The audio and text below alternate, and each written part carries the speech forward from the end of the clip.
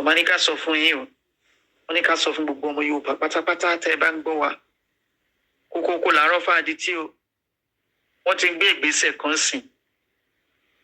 wọ́n ti kọ ìwé sí gbogbo private hospitals pátápátá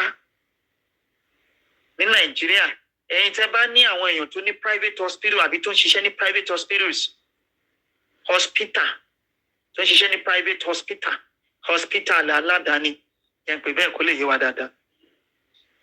Wọ́n ti kọ àwọn Ministry of Health ti kọ̀wé sí wọn wípé wọn ò gbọ́dọ̀ fún àwọn èèyàn ní abẹ́rẹ́ mọ́ wọn ò gbọ́dọ̀ fún àwọn èèyàn ní injection any patient any aláìsàn tó bá wá sí hospital private hospital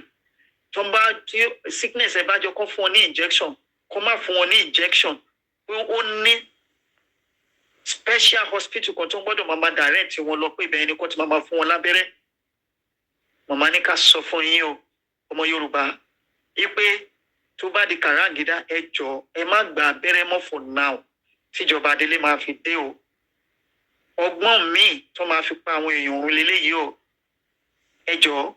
gbogbo àwọn hospital tó wà nílẹ̀ Yorùbá pátá ni wọ́n ti kọ lẹ́tà sí o. Màmá ní ká sọ fún yín wípé ẹ má gba abẹ́rẹ́ mọ́ o wọ́n ní kẹ́ ẹ lọ máa lo àgbo tíjọba Adélé máa fi jáde wọ́n ní díẹ̀ ló kù o ìjọba Adélé ń bọ̀ o kẹ́ ẹ lè save ẹ̀mí ara yín kẹ́ ẹ lè dáàbò bo ẹ̀mí ọkọ yín ẹ̀mí aya yín ẹ̀mí àwọn ọmọ yín. Ẹ jọ̀ọ́ mo fi títóbi Ọlọ́run ọba bẹ̀ yín ẹ bá wa spread ẹ bóyá ibi tí mo ti sọ̀rọ̀ yìí ọ̀rọ̀ abẹ́rẹ́ ẹ kàn lè bá mi cut ẹ àbí kẹ́ kàn record ẹ kẹ́ send ẹ ẹ jẹ́ kó go viral ẹ jọ̀ọ́ torí Ọlọ́run. Wọ́n ti kọ lẹ́tà sí àwọn private hospital àwọn tí wọ́n ti gba lẹ́tà wọn máa tó bẹ̀rẹ̀ sí gba lẹ́tà o wọ́n ní kó má fún àwọn patient wọn ní abẹ́rẹ́ mọ́ ẹ lè confirm ẹ lẹ́nu àwọn private hospital doctors wọ́n ní kó má fún àwọn èèyàn lábẹ́rẹ́ mọ́ o wípé kó máa refer àwọn lọ sí special hospital kan pé ibẹ̀ ni kó ti máa fún àwọn èèyàn lábẹ́rẹ́. Ẹ jẹ́ kó máa pariwo sẹ́ńsọ̀ yẹn ò kàn wá ẹni tó bá fira ilẹ̀ fún sẹ́ńsọ̀ kó máa kà kó kàn wá